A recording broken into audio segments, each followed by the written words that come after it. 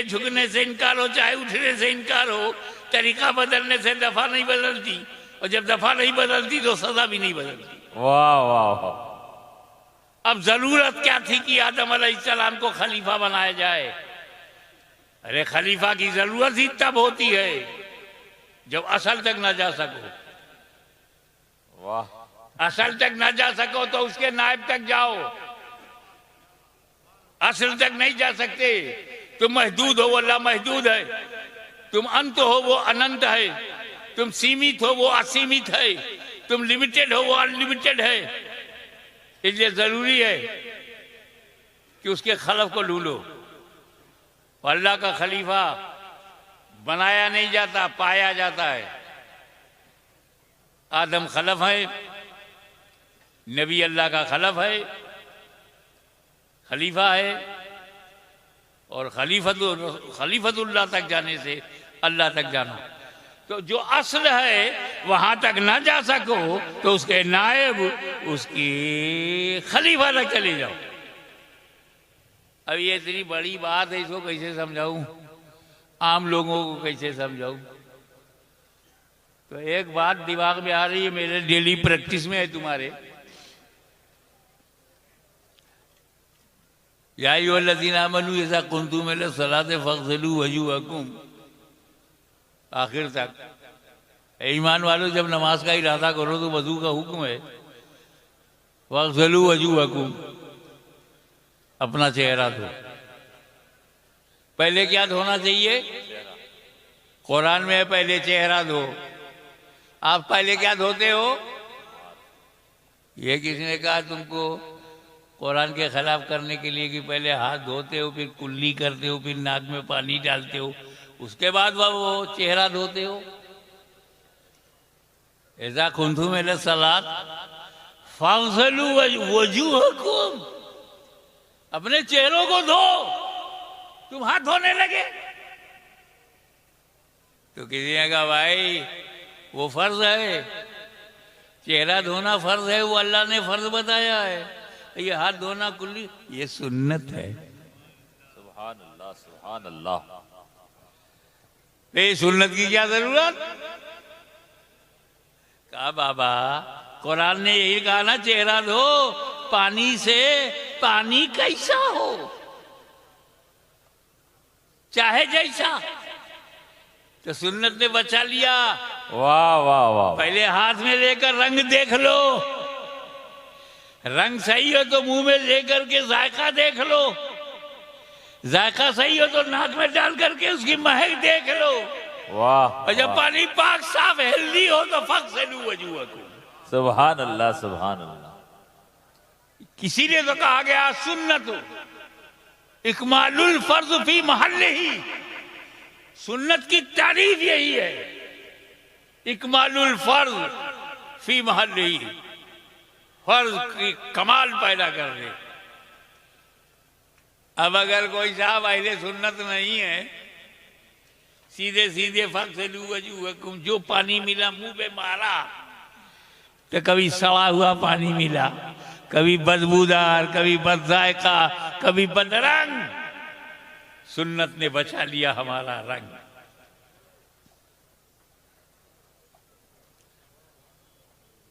तो पानी से तो वजू कर लिया, वजू करना असल है। नमाज के लिए वजू करना पानी से असल है। अब जब पानी न मिले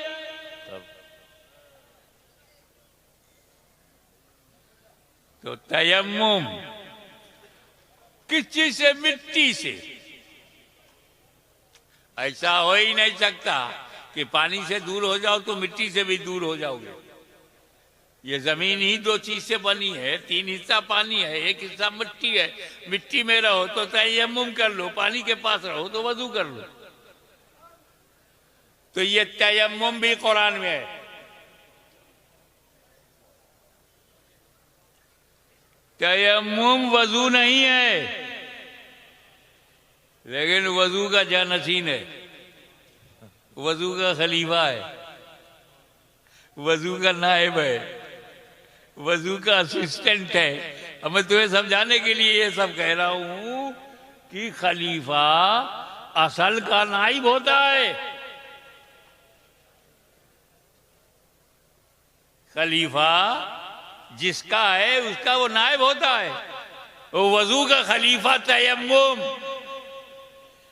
पानी तक जाने की कुदरत नहीं, पानी मिल नहीं रहा है तो तयम्मुम कर लो, ये खलीफा है। क्या मतलब? जो जो काम वजू करके तुम कर सकते थे वो सब काम तयम्मुम करके कर सकते हो। वजू करके तुमने नमाज पढ़ा है तो तयम्मुम करके भी नमाज पढ़ सकते हो। वजू करके तुमने फजर जोहर असर मगरिब इशा पढ़ा है तो तयम्मुम करके भी फजर जोहर असर मगरिब इशा पढ़ सकते हो। वजू करके तुम मस्जिद में गए थे तो तयम्मुम करके भी जा सकते हो। जो जो फैज वजू से मिलता था वो सारा फैज तयम्मुम से मिलता है। तो जो जो करम रब का मिलता है वो रब के नबी से मिलेगा। जो नबी से मिलता था वो नबी के खलीफा से मिलेगा। बहुत खूब। अल्लाह का हर वली खलीफतुल नबी है, सुभान अल्लाह। जैसे हर नबी खलीफतुल्लाह है। वाह। तो क्या मतलब कि नबी तक जाना अगर आसान ना हो तो वली के कदमों में चले जाओ, क्योंकि हर वली नबी का खलीफा है, सुभान नायब है, असिस्टेंट है। तो जो फैजान नबी से दुनिया को मिला वही फैजान वली से मिलेगा। इसलिए कि रब ने फरमाया वलाकिर रसूल अल्लाह है व खातमुन नबिय्यीन, आप अल्लाह के रसूल हैं और आखिरी नबी हैं, लास्ट एंड फाइनल प्रॉफिट। आपके बाद कोई नबी नहीं आएगा। नबूवत का दरवाज़ा बंद हो गया और इमामत का दरवाज़ा खुला है, गौसियत का दरवाज़ा खुला है, विलायत का दरवाज़ा खुला है, तौबा का दरवाज़ा खुला है, बुजुर्गी का दरवाज़ा खुला है, हिदायत का दरवाज़ा खुला है, गाइडेंस का दरवाज़ा खुला है, वली के आने का दरवाज़ा खुला है। एक और बात, आदम अलैहिस्सलाम से लेकर हुजूर सल्लल्लाहु ताला अलैहि वसल्लम तक अगर 50,000 बरस माना जाए तो 50,000 बरस में कितने नबी आए? कितने नबी आए? 1.25 लाख, 1,24,000 कमोबेश। 50,000 बरस में 1.25 लाख आए और 1400 बरस में सिर्फ राजस्थान में 1.25 लाख वली है, गुजरात में 1.25 लाख वली है, यूपी बिहार में 1.25 लाख वली है, करोड़ों अरबों खरबों वली आ गए। 1400 बरस में लाखों करोड़ों अरबों वली, गांव गांव वली, कस्बा कस्बा वली, शहर शहर वली, हर सूबे में वली, हर मुल्क में वली। क्या मतलब? पानी क्या आना बंद हुआ और तयम्मुम का दरवाजा क्या खुला कि तयम्मुम वाले बढ़ गए? नबूवत का दरवाजा क्या बंद हुआ, विलायत का दरवाजा कैसा खुला रहा कि हर जगह वली ही वली?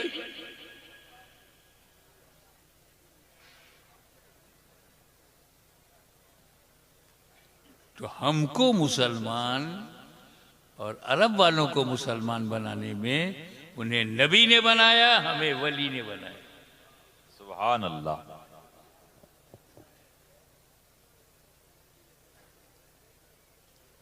अब देखें आप, ये कृषि जानते हो? कृषि, खेती बाड़ी, कल्टीवेशन, इसमें 3 बात किसान के लिए बड़ा जरूरी है। अब यहाँ किसान लोग हैं इसलिए उनके मतलब की बात बोलूं। किसान देखता है कि जो बीज भंडार से हम बीज लाए हैं ये बीज जिंदा हो, मजबूत हो, मरा हुआ ना हो, बुझा हुआ ना हो, सड़ा हुआ ना हो, बीज अच्छा हो। दूसरी बात देखता है कि जमीन उसके अनुकूल हो, मिट्टी जो है फेवरेबल हो, और तीसरी बात वो देखता है कि वातावरण उसके मुताबिक हो। इसीलिए पंजाब का चावल जो है वो सूजा शरीफ में नहीं बोया जाता, निकलेगा ही नहीं। यहां मक्का पैदा होगा,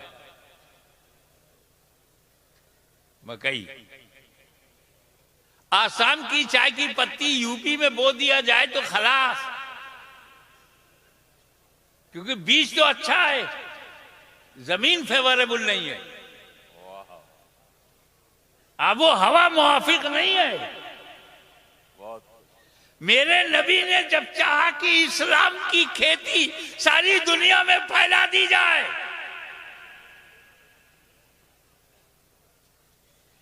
तो नबी की नजर में इराक आया। ये कैसे लोग हैं यहां? कूफा नजर में आया। बुज़्दिलो, बदअहदो, बेवफाओ, डरपोक, ताकत के आगे झुक जाने वाले, मोहब्बत भी करते हैं और डर भी जाते हैं।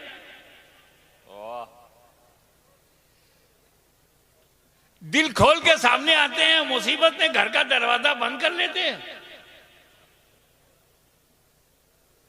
ऐसे बेवफाओं और डरने वालों और ताकत के आगे झुकने वालों के लिए कौन सा बीज भेजा जाए?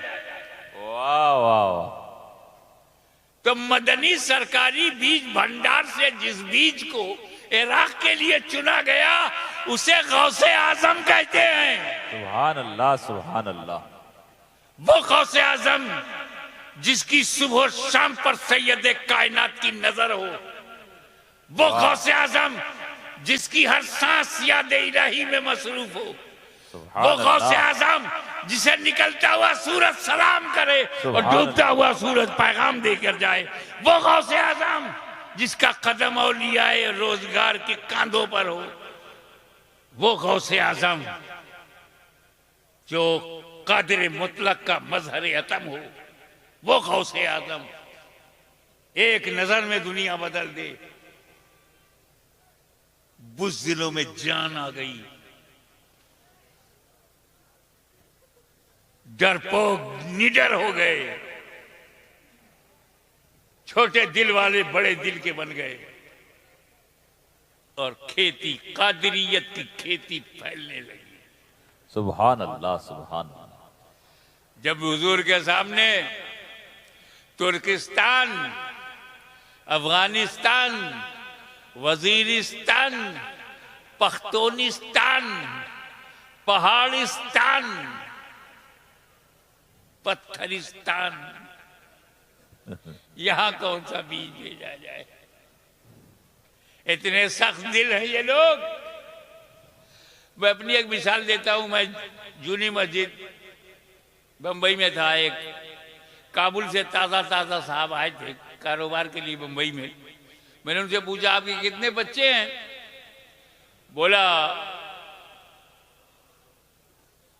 2 बेटा मेरा है, 2 अपनी अम्मा का है। ये तो मेरे लिए बाउंसर था। 2 तुम्हारे हैं, 2 अम्मा के हैं, इसका क्या मतलब? कहा 2 हैं, बंदूक उठा कर शिकार कर लेते हैं, वो बेटे मेरे हैं। अभी 2 बच्चे हैं, बंदूक नहीं उठा पाते, अभी अपनी अम्मा के हैं। ऐसे पत्थर दिल लोगों के लिए कौन सा बीज भेजा जाए? तो मदनी सरकारी बीज भंडार से जो बीज वहां भेजा गया उसे नक्शबंद कहते हैं। वाह वाह वाह। तुम कड़क हो तो सिलसिला भी कड़क है। और जब मेरे नबी की आंखों के सामने भारत आया, वाह, हिंदुस्तान के लिए कौन सा बीज भेजा जाए? तो हिंदुस्तान के माहौल पे नजर पड़ी, अरे ये तो अजीब व गरीब मुल्क है। शक्ति, भक्ति, प्रीत, प्रेम, रीत, गीत, संगीत का शहर है। कण कण में नीत, प्रीत, मीत, गीत, संगीत कण कण में भरी हुई। ऐसे इलाके के लिए कौन सा बीज भेजा जाए?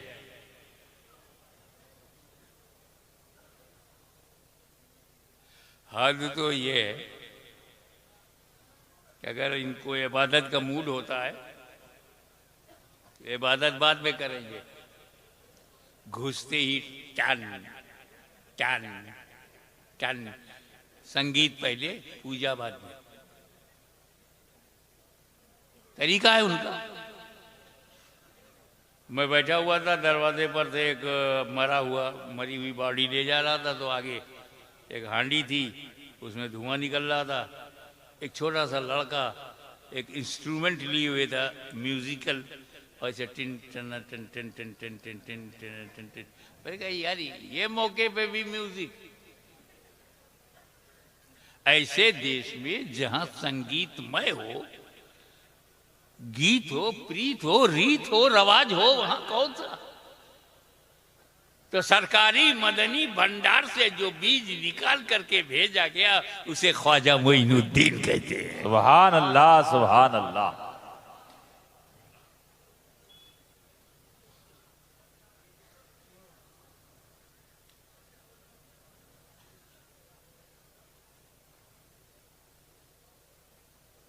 तो भारत से जब वो आए, नबी का खलीफा बनकर आए, खलीफतुल नबी बनकर के आए। और मदीने वालों को जो फायदा नबी से हुआ, भारत वालों को वही फायदा गरीब नवाज से हुआ। सुभान अल्लाह, सुभान अल्लाह। वहां कुरान मिला नबी से, खुदा मिला नबी से, इस्लाम मिला नबी से, शरीयत मिली नबी से। यहाँ कुरान मिला गरीब नवाज से, खुदा मिला गरीब नवाज से, इस्लाम मिला गरीब नवाज से, शरीयत मिली गरीब नवाज से। सुभान अल्लाह, सुभान अल्लाह। और डराना तुम्हारा काम है, न डरना हमारा काम है, क्योंकि हम एक सच्चाई जानते हैं, उसी पर बात खत्म करता हूँ। अभी आपको बहुत कुछ करना है। अरे अल्लाह अकबर, 1:30 बज गया साहब। इतना मैं तो 20 मिनट, मुझे डॉक्टर ने 25 मिनट की इजाजत दिया था। आप लोगों की मोहब्बत देखकर बोलता चला गया कि भारत के मुसलमानों, डरना नहीं। अगर तुम डर गए तो बच्चे हो, नासमझ हो, अपने को पहचानते नहीं हो। डरना नहीं। डर जाए, हॉलैंड के लोग डरें, इंग्लैंड के डर जाए, अमेरिका डर जाए, चाइना डर जाए, रशिया डर जाए, मुमकिन है कि वो सब डर जाएं।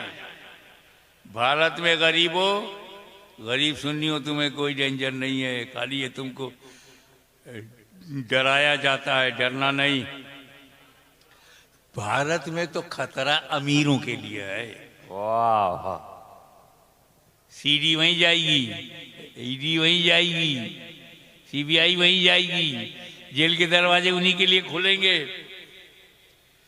भारत की धरती पर अमीरों को तो खतरा है, गरीबों को रत्ती बराबर खतरा नहीं।